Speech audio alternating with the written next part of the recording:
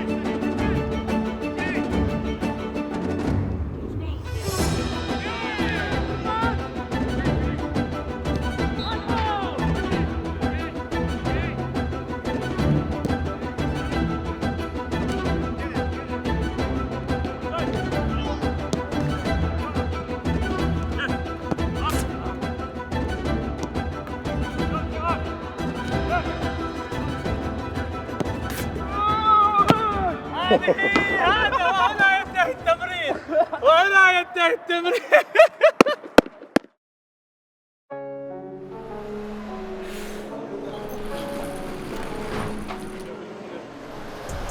وصلت بعثة المنتخب الوطني مساء اليوم الجمعة إلى دولة الكويت. حياك يا وسهلا، يا مرحبا.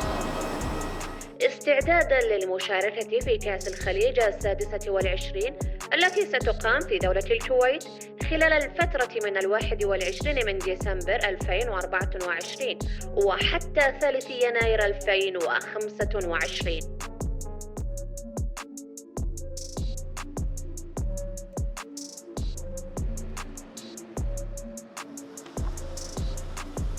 وصلنا أرض الكويت، دعواتكم بالتوفيق.